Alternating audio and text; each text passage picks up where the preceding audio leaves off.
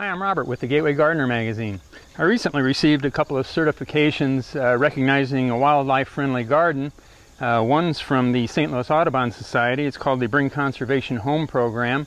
And the other's from the Monarch Watch people. Recognizes my garden as a Monarch way station. So I wanted to post these signs out in front where people could see them as they walk by and perhaps be inspired to make a wildlife-friendly garden of their own. But I didn't have a fence or anything out there to mount them to, so I decided to create this this little sign stand to mount them. A lot of people saw this and they wanted to know where I got it, so I thought I'd make this short little video and just show you how to make a little simple sign stand of your own. Okay, here are the materials you need to create your sign holder. First, you need a piece of, I call it flat iron or strap metal. You need a hacksaw, a hammer, screwdriver, some metal screws. I used number 8 by 1/2 inch metal screws here, and they're self-tapping, and an 1/8 inch drill bit. You need a power drill, some Rust-Oleum paint. I have shiny black. And these last two items are optional here, and I'll explain why later, but a bag of concrete and a coffee can. Okay, the first thing I'm going to do, this is about twice as long as what I need, so I'm going to cut it in half, and that way I'll have two sign holders.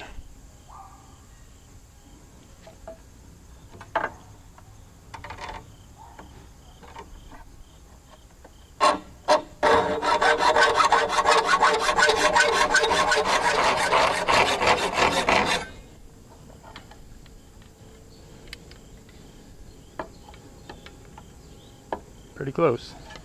Okay, now the next step is to bend the top of it at an angle so that the sign will be easily readable. And you do that by just putting this on a flat surface and just start tapping away.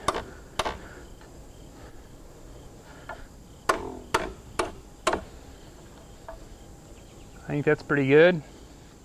Okay, the next thing you want to do is drill your holes through the sign. I'm drilling mine from the front because I want to make sure I miss the lettering, so I don't have a screw going through the lettering, making it difficult to read. I've already marked a couple of spots there, about an inch or an inch and a half apart. And I'm just going to use my 1/8 inch drill.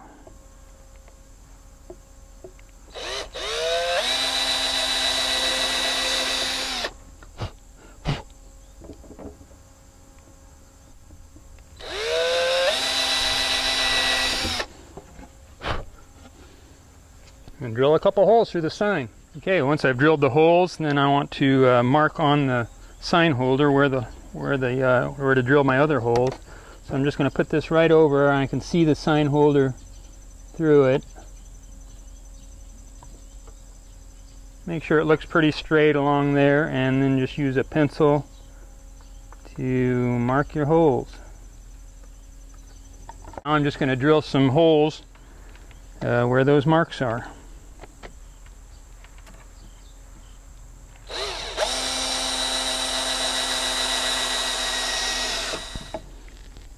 There. I've got my two holes drilled, and they should line up. Can't see that, but it looks like they line up pretty good. So the last step, or possibly the second to last step, is to paint it with your Rust-Oleum paint. And then there's another optional step that I'll tell you about in just a minute.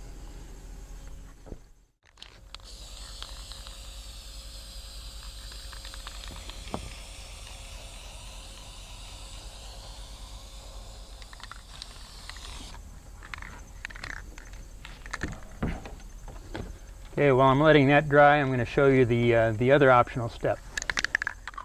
I've had some problems in the past with these signs disappearing out of my front yard, and I think it's just, you know, kids walking down the street or something, so I just want to make it a little more difficult for them to pull it out of the ground. So what I'm going to do is take this bag of concrete, mix it into this coffee can, and then set the sign holder into the coffee can, let it dry, and then I'll bury that whole thing, and hopefully at least allow enough resistance that maybe they'll have second thoughts about just pulling it out and walking away with it. and if they do, they'll have a little extra weight to carry. So that's my plan here.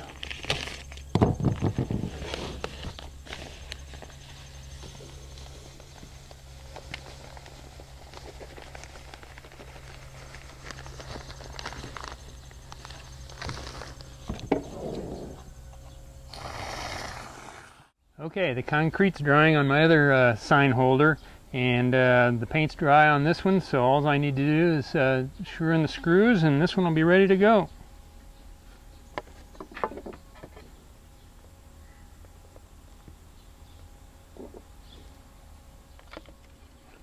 There it is. There's your finished sign holder. It's really a pretty easy project.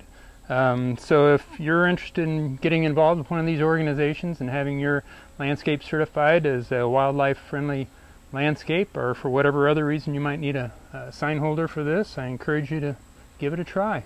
Thanks for watching. I'm Robert at Gateway Gardener Magazine.